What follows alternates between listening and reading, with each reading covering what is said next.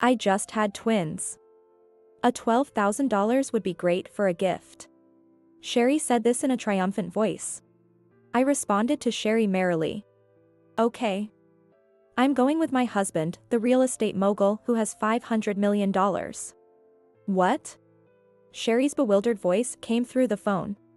She probably heard from our parents that my husband was just an ordinary guy. What do you mean by $500 million? It means exactly what it sounds like. Sherry seemed confused by my words. I couldn't help but chuckle.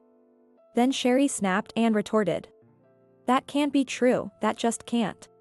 Well, let's talk in person. Including about what you did back then. Wait a minute, Amy. All right, I'll see you tomorrow. I said this one-sidedly and hung up.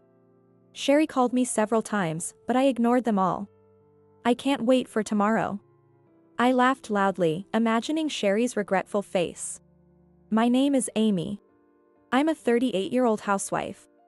I live with my husband, Joe. The housekeeper handles all the chores, and I live a luxurious life every day. But actually, Joe is my second husband. I divorced my first husband 6 years ago. I met Joe at a restaurant I worked for and remarried. I married my ex-husband, Matt, at the urging of my parents. Apparently, my father liked Matt, who was the president of a company that did business with my parents' company. I had no right to refuse, and the marriage was arranged the day after our first meeting. Although arranged marriages were rare nowadays, it wasn't surprising since I, as the eldest daughter, had been constantly told to take over the family. So, our married life wasn't sweet at all. Matt, the president of a company with an annual revenue of $50 million, rarely came home and spent his time playing around. Even when he did come home, he would just look at me with disdain and head straight to the bedroom. When I was fed up with such a life, I was suddenly called back to my parents' house. You should get a divorce. Huh? Why so suddenly? I was confused by my mother's sudden words. Matt's company was doing better and better. There was no benefit to divorcing now. I had a little hope that my parents sympathized with my situation, but then I saw a shocking sight. Why are you two, Matt and Sherry? Sherry is my younger sister. Our parents adored Sherry, who was 10 years younger than me. That was exactly like saying I didn't matter at all. Sherry walked into the room, arm in arm with Matt. Amy. I really like Matt. Can I have him? Have him? Matt isn't a toy. But Matt says he likes me more than you, right? Sherry leaned on Matt as she said this. Matt looked at me with a smug smile. As soon as I saw his eyes, I had a bad feeling. Of course I'd prefer someone younger and prettier like you. You'd become a better wife for a CEO. What? Mom. As I faced being abandoned for Sherry's youth, I looked to my mother for help. I believed that despite raising me strictly as the eldest daughter, my mother loved me. I had thought so. I told you to get a divorce. Sherry wants him, so give him to her. You're her big sister, aren't you? No way. I was stunned. Though my mother had always favored Sherry, I thought she'd support me in such a situation. Then my father spoke quietly. Just divorce him already. From today, Sherry will be the heir of this family. It's disgraceful to have a tarnished record. Once you divorce, leave immediately. Even you, Dad. Through tear-blurred eyes, I signed the divorce papers. After gathering my belongings as my parents ordered, I was quickly thrown out of the house. Amy, you'll struggle from now on, so take this as alimony. Sherry is so kind. Be grateful. They mocked me as they threw bundles of cash at me. I held the money, feeling lost. What am I going to do now? As a housewife, I had no means to earn money. I had only trained to be a bride and had never worked even part-time. For now, I decided to go to a hotel and think about my next steps. First, I needed to secure a place to live. I moved to the neighboring town and went to a real estate agency.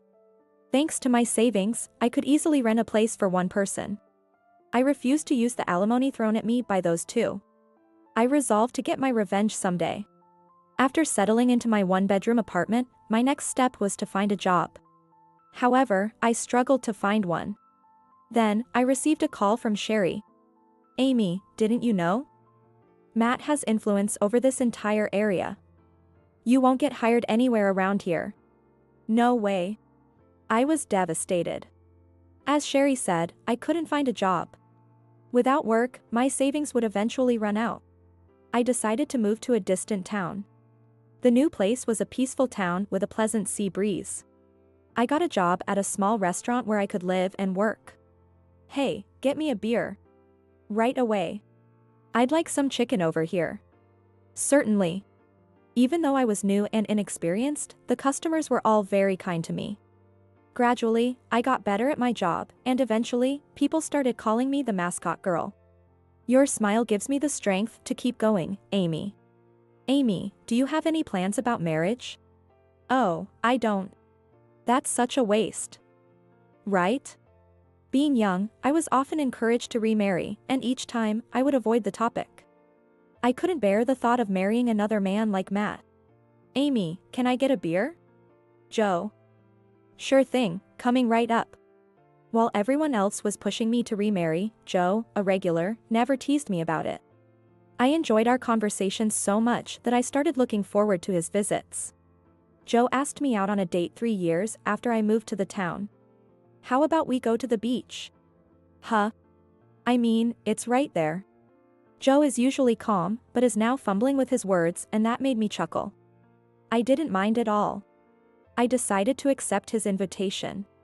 Our first date was just a walk on the beach in front of the restaurant, but we talked a lot. Joe told me he had lost his parents early and had no other family, living alone in this town because his parents had loved it. I told him about my family and my past with Matt. Joe cried for me. I realized I should have cried like this long ago. I watched his tears, feeling a strange sense of relief. We started going out together frequently and eventually began dating. I honestly still can't remember which of us said, "I love you" first. But it felt very natural for us to be together.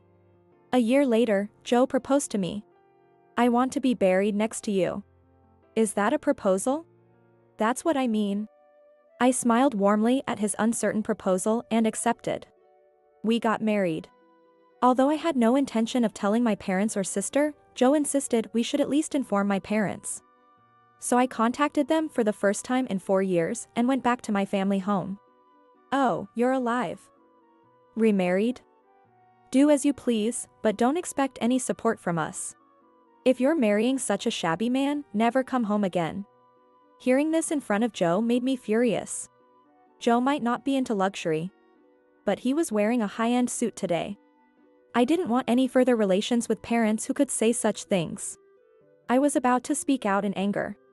Then I'll be taking your daughter. We won't be in contact again, and we won't ask for any support. Joe. My parents were shocked by Joe's straightforward attitude, but quickly became angry at his perceived rudeness. Joe brushed off my parents' insults with a smile and took my hand as we left my family home. I didn't expect them to be that bad. I'm sorry for putting you through that. It's okay, don't worry about it. I actually feel a bit relieved. I said this with a smile. Joe relaxed his shoulders, relieved by my expression. We then returned to our new home. Not long after, I started receiving an increasing number of anonymous calls.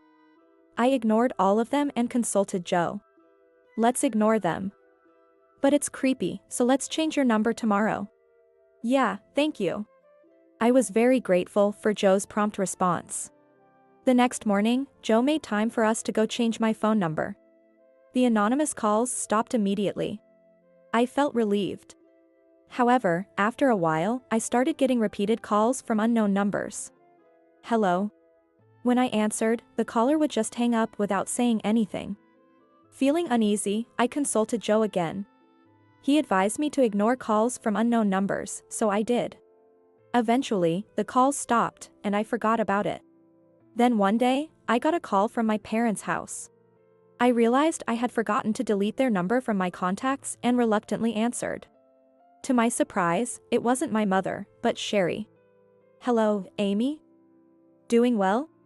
Sherry. Don't sound so scary.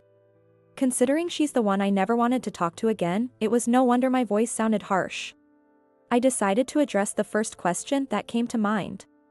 How did you get my number? It was easy to find. I have money, remember? Her response confirmed that she hadn't changed at all. I wanted to hang up immediately. But Sherry started talking excitedly. I just had twins. A $12,000 would be great for a gift. She said this triumphantly.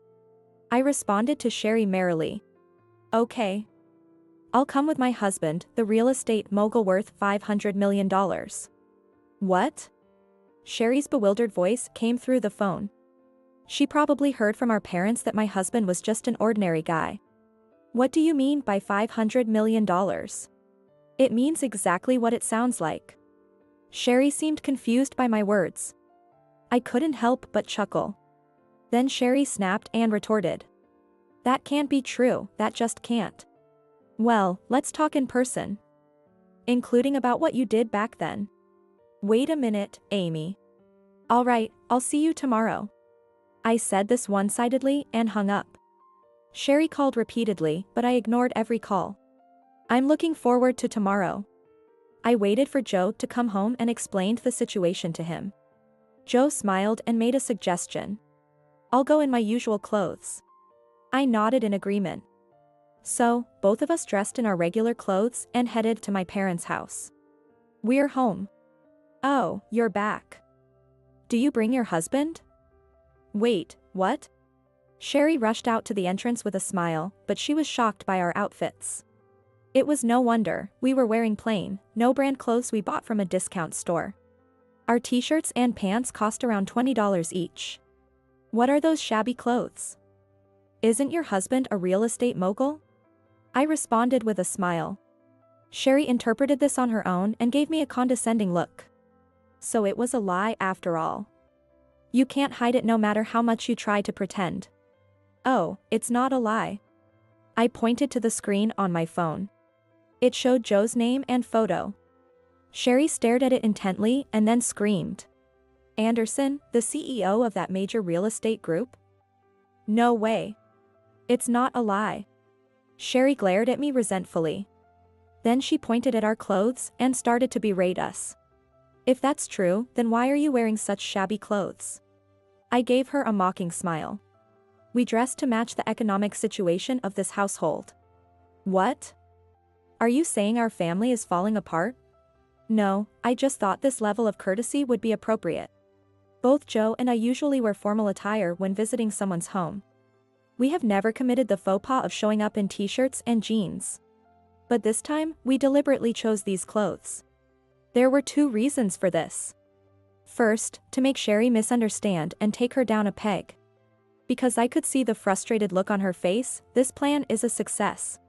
And second, I walked towards the living room. Joe followed, with Sherry trailing behind. Having Joe with me made me feel incredibly strong. I threw open the living room door. That's noisy. Open the door more gracefully, like Sherry. What's with those cheap clothes? I'm really disappointed in you. Hearing this from my parents as soon as I entered, I couldn't help but laugh. Seeing me laugh, my parents looked at me as if I were some suspicious character. Sherry said you married a wealthy man, but it seems it was just your boast. Yes, you can't even dress decently. I don't want someone in cheap clothes coming here. My parents were speaking their minds freely, but I responded with a bright smile. Judging people by their clothes is why your business is failing. What? My parents' eyes widened in shock at my words. However, Sherry looked puzzled. I decided to explain things carefully. I heard last year was a deficit, and this year looks questionable too. How's that going? That's none of your business. I'd like to say it's not, but unfortunately, our family ties mean it is. My father glared at me with a frustrated look. Seeing his expression, I remembered that I resembled my mother, while Sherry took after our father. Since Sherry married Matt, my father's company had been declining. After Sherry's call, Joe confirmed that the business was not only failing to recover but was worsening. Actually, this is the second reason why we wore inexpensive clothes. By letting our nearly bankrupt parents underestimate us first. We wanted to increase the impact when they were told that we knew about the bankruptcy. I sighed and continued speaking to my glaring parents. I'm planning to renounce my inheritance if it comes to that. You were planning to inherit? You money grubber. All of Mom and Dad's money is mine. Sherry, who had been silent, cut in angrily, interrupting my explanation. It seemed she didn't understand what I meant. I could teach her carefully, but honestly, it's a hassle. However, if I don't explain, we can't move forward. Just as I was thinking this, Joe spoke up for me. Your parents' company is on the brink of bankruptcy. What? Sherry looked at our parents in shock. They averted their eyes uncomfortably. Then, unbelievably, Sherry clung to Joe's arm. Well, Joe, can you take over their debt? You can have me in return if you want. Despite Sherry's nonchalant tone, both Joe and I felt a wave of tension. Joe sighed deeply, then forcibly removed Sherry's grip and spoke. Could you stop? It's disgusting. Disgusting? Me? Yes, it's very off-putting. Joe emphasized. Sherry, perhaps too shocked, staggered away from Joe. She glared at us with teary eyes. How dare you say something so rude to me? I'm prettier than that plain Amy. Huh? That's impossible.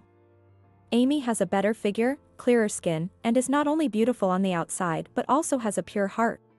Joe started listing my good qualities. He mentioned my cooking skills, intelligence, kindness, and honesty. It sounds like I'm perfect, which was a bit embarrassing. I lightly tugged Joe's sleeve twice, hoping to stop him. He turned to me and smiled warmly. Even her modesty is one of her charms, unlike you. What? Sherry stomped her foot in frustration. She had gained quite a bit of weight since the last time I saw her. She looks at least 44 pounds heavier. Her once beautiful face was covered with acne and blemishes, far from the beauty she used to be. I figured our parents had pampered her too much, and her metabolism had slowed with age, leading to her weight gain. I sighed inwardly, thinking it was not surprising considering Sherry's lack of self-control. But then, my mother jumped to Sherry's defense. Sherry just gained a bit of weight from having kids. She'll be back to her old self soon. No, it's clear that this is due to poor habits. Shut up. My mother yelled at me, her face turning red with anger. The mother I once feared when I lived at home no longer scared me after 6 years. I decided to reveal the next truth. By the way, there's a possibility that the son you had isn't even Matt's. Wait, is that true? As I said this, I heard Matt's voice behind me. When I turned around, I saw Matt holding 2 babies. Oh, Matt. Long time no see. Never mind that. What do you mean? Matt approached me with a furious expression. Joe stepped in between us. And he began to explain on my behalf. Amy told me about you, Matt. So, I had someone investigate while we are heading here. I didn't expect to find out the truth in half a day. Joe took out his phone. It showed a photo of a man and woman holding hands and entering a hotel. Matt screamed when he saw it. Sherry. You're still seeing that guy. He then started talking about the man without any prompting. Right after we got married, she cheated with that guy. She said it was just once, so I forgave her. Matt glared at Sherry. Then, Sherry glared back at Matt and retorted. You forgave me? Your company is just a subsidiary of my dad's now, so don't get cocky. What? You were the one insisting it was better for my company to be under yours. Sherry and Matt started a nasty argument, each blaming the other. It turned out that soon after their marriage, Matt's company had become a subsidiary of my father's company. And it quickly went downhill. I shouldn't have divorced Amy. What? Are you saying you'd rather be with Amy than me? That's absurd. Sherry screamed hysterically, and Matt shouted back. Of course. Amy didn't mind my affairs and let me do whatever I wanted. If it was Amy's child, she would have taken care of it. So I wouldn't have to. As he said this, Matt suddenly looked as if he realized something. I had a bad feeling about his expression. That's right. Amy. Let's remarry. It was fate for us to be together. Matt caught up in his own delusion and knelt before me. I stepped back in disgust. Joe stepped between us. Amy is my wife. There's no chance of her remarrying you. What? Get out of my way. Matt shouted angrily at Joe. From behind Joe, I clearly rejected Matt. There's no way I'd remarry you. I don't want your child. Oh, wait, you couldn't even have a child. Well, even if you could. It's still a no anyways. What? What do you mean I couldn't have a child? Matt looked at me, dumbfounded. My parents and Sherry had the same expression. I decided to explain it to them. Back when we were married, I went to the gynecologist. Remember that? I had some tests done.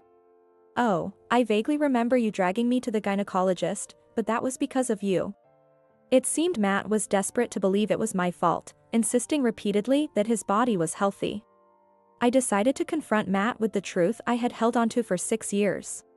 Matt, the one who can't have a child is you. That's a lie. Then what about these kids? They're mine, right? Unfortunately, they're not yours. Matt slumped in defeat at my words. A housekeeper quickly took the babies from his arms.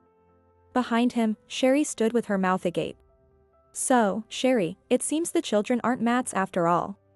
Amy, why hadn't you told me Matt was infertile? If you had, then... Sherry immediately started to shift the blame onto me. I listened in silence until she finished ranting, breathing heavily. Then I smiled and spoke. You brought this on yourself. What did you say? Then give me Joe. Joe already refused, remember? Then give me money. We're family, we should help each other. Are you the one to say that? I was irritated by Sherry's words.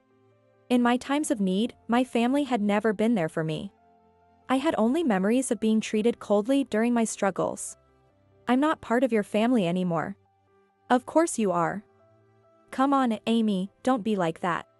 Sherry's words irritated me, but I knew responding in kind wouldn't help. I took a deep breath. Just as I was about to reply, my mother spoke first. Amy, we're sorry for everything. But we're really struggling. If you truly have money, maybe you would help us? Yes, as Sherry said, family should help each other. Let's put the past behind us. What on earth are these people talking about? I was utterly astonished. It's the victim's prerogative to forgive, not the perpetrators to demand it. It was pointless to expect them to reflect on their actions.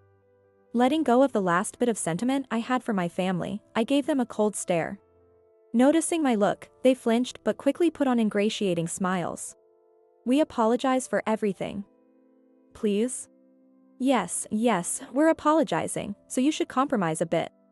Their insincerity was palpable. I sighed and, with a smile that didn't reach my eyes, asked my mother. Why should I help the parents and half-sister who mistreated me? What do you mean, half-sister? Sherry is my daughter. My father, still clueless, didn't understand, but my mother seemed to grasp the implication. Her face is turning pale.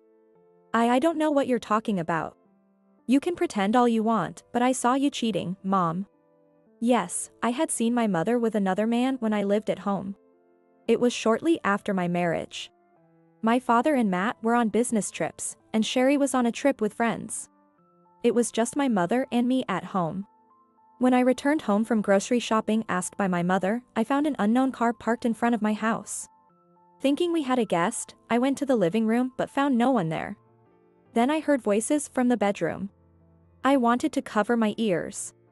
But the next words I heard made my eyes widen. He doesn't know that Sherry isn't his daughter. Sherry isn't Dad's child. At my mother's words, I hastily covered my mouth with both hands. Otherwise, I might have screamed out loud. I wanted to hear more, but I heard them coming out of the bedroom, so I quickly left the house, killing time until the man left before returning. That incident stuck with me, and soon after marrying Joe, I investigated. It turned out the man was David, an old friend of my father's. And the affair was still ongoing. You've been cheating on our family for years, and when Sherry said she wanted Matt, you forced me out. What is going on? My mother shook her head vehemently, her face pale. Seeing this, my father seemed to understand, his face turning red with anger as he glared at my mother. As a parting gift, I told my father the name of her lover. Mom's lover is David. David? She cheated with him. And still is. My father stood there, stunned. Since David was practically a best friend, the betrayal must have hit him especially hard. Even so, I felt no sympathy for my father. I'm not Dad's daughter?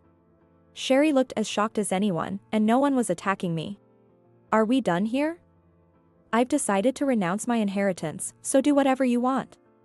But I won't help you. Don't ever contact me again. My voice wavered slightly at the end, but I had said everything I needed to.